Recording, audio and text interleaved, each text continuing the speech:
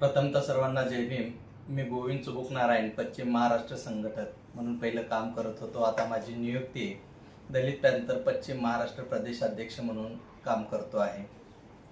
जशी वरिष्ठांनी माझी नियुक्ती केली त्याच पद्धतीनं मॅडम शोभा घडगे यांची नियुक्ती आज ऑफिसमध्ये झालेली आहे. त्यांच्या समाजकार्याचा खूप मोठं योगदान आहे. शिवाय यांची चळवळ मी स्वतःहून पाहिलेली आहे.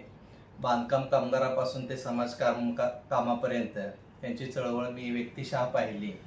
त्यांच्या बोलण्याची कलाकौशल्य व सामाजिक चळवळ हे पाहून आज ह्यांना मी सोलापूर जिल्हा महिला कामगार अध्यक्षपद दिलेलं आहे. त्या आदेशानुसारच हे पद त्यांना देण्यात आलेलं आहे.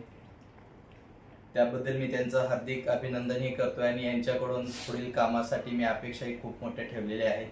त्यांनी तसं ते काम करून घ्यावं अशी माझी त्यांना विनंती आहे. मी शोभा दत्तात्रय घाडगे. मी आता सध्या म्हणजे काय झालं की दलित पॅन ह्याचे मी अध्यक्ष झाले. सोलापूर जिल्ह्याची माझी निवड केली यांनी.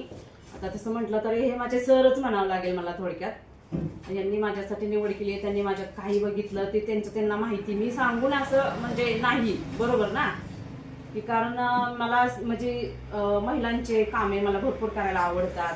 ज्याच्यावर अत्याचार होतो, अन्याय होतो तिथं मी प्रत्येक संकटात उभा राहते.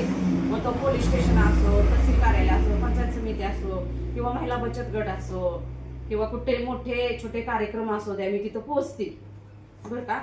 मग त्याच्यामुळं त्यांनी माझे सगळे कामं व्यवस्थित बघून त्यांनी माझी निवड केली.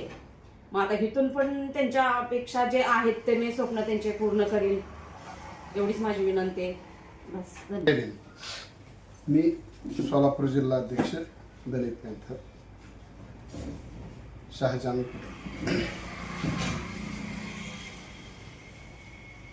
पॅंथर म्हणलं का फक्त वंचित असं नाही होत किंवा वंचित ज्याच्यावर अन्याय झाला आहे सर्व समाजातील लोकांचा समावेश असलेली पॅंथर ही संघटना आहे.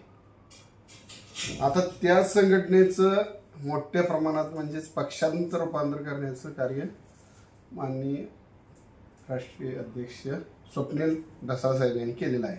आणि त्यांच्या आदेशाने माझे मित्र गोविंद चुबुक नारायण यांनी माझी निवड केलेली आहे सोलापूर जिल्हाध्यक्ष म्हणून.